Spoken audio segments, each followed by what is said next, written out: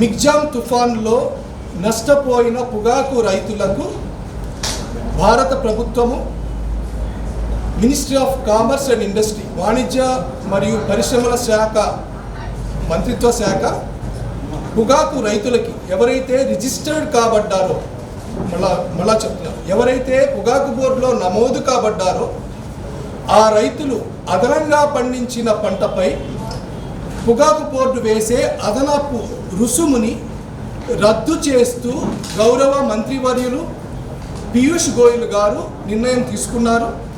ఈ సందర్భంగా పొగాకు బోర్డు తరపున మరియు ఆంధ్రప్రదేశ్ పొగాకు రైతుల తరపున గౌరవ మంత్రివర్యులు పీయూష్ గోయల్ గారికి ధన్యవాదాలు తెలియజేస్తున్నారు. ఈ క్రమంలో పొలిటికల్గా మాకు సహకరించిన, చైర్మన్కి సహకరించిన రాజమండ్రి పార్లమెంట్ సభ్యులు గౌరవనీయులు శ్రీమతి దగ్గుపాటి పురంధేశ్వరి గారికి కూడా ధన్యవాదాలు తెలియజేస్తున్నారు. ఏదేమైనా పొలిటికల్ విల్ ఉన్నప్పటికీ కూడా అడ్మినిస్ట్రేషన్ విల్ కావాలి. రాజకీయంగా రైతులకి, దేశానికి సేవ చేయడానికి రైతులు ఉన్నప్పటికీ కూడా పొగాకు బోర్డు తరపున అధికారులు కూడా మాకు ఈ క్రతువులో ఎంతో సహకరించారు.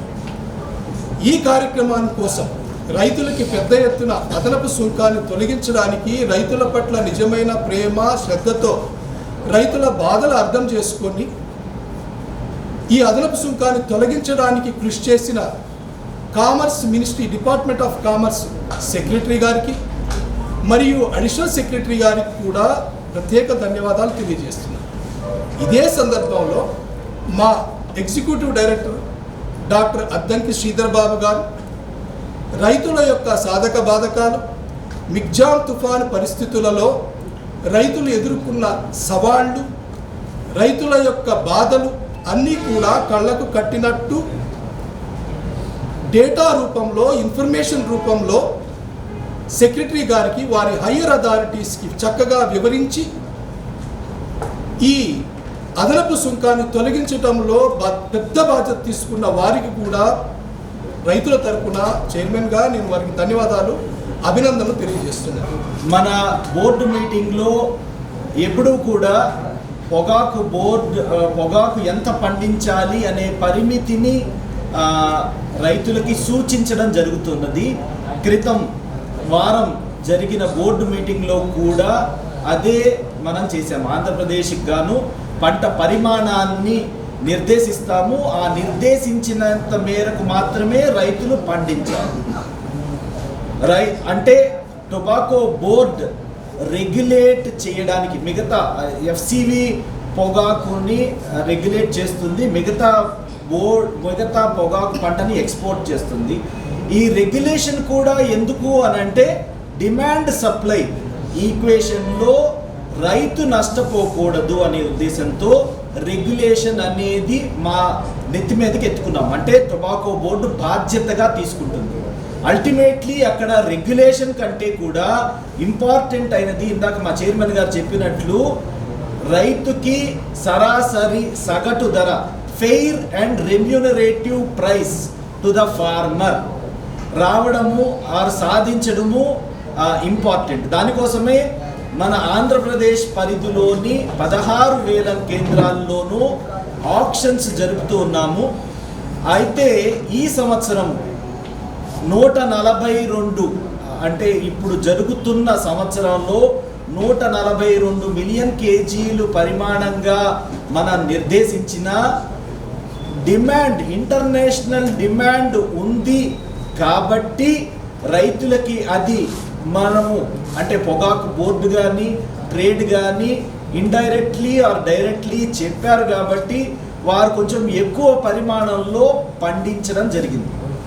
అది కూడా ఎప్పుడు అని అంటే డిసెంబర్ 3, 4, 5 తారీఖుల్లో మిగ్జామ్ తుఫాను వచ్చే టైం వరకు కూడా మన పంట పరిమాణం మేరకు మాత్రమే రైతులు వేస్తూ ఉన్నారు. అంటే రైతులు ఎప్పుడూ కూడా డిసిప్లైన్డ్గానే ఉన్నారు పొగాకు రైతులు. ఈ సడన్గా ఈ తుఫాను వచ్చేసరికి చాలా నష్టపోయి ఉన్నారు.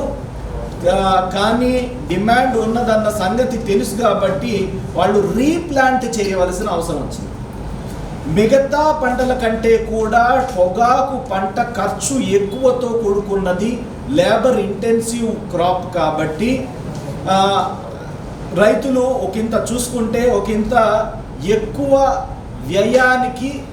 వ్యయ ప్రయాసాలకి ఓర్చారు అన్న సంగతి చెప్పకనే మనం చెప్పుకోవాల్సి వస్తుంది.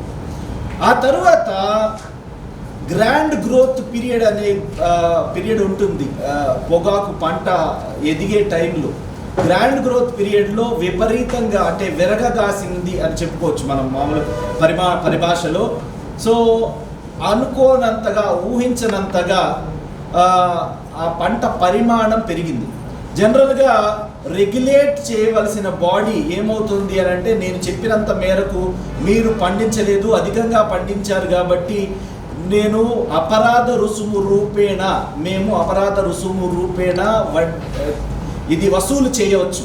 కానీ రైతులు అంతకుముందు నష్టపోయి ఉన్నారు అనే దాన్ని దృష్టిలో పెట్టుకుని, అండ్ ఏదైనా సాఫ్ట్ గవర్నమెంట్ మన ప్రభుత్వం కూడా రైతులకి సహాయం చేయవలసిన బాధ్యత పొగాకు బోర్డు మీద పెట్టారు కాబట్టి, రైతులు డిమాండ్ ఉన్నప్పుడే పండించారు కాబట్టి, ఈ అధికమైన సప్లై మూలాన ఏ రైతుకి నష్టం లేదు కాబట్టి, ఈ రీజన్స్ అన్నీ ఉండబట్టి జీరో పెనాల్టీ కోసం కృషి చేయడం జరిగింది. పొగాకు బోర్డు అధికారులు కానీ, పొగాకు బోర్డు చైర్మన్ గారు కానీ, ఆల్ ఆఫ్ అస్.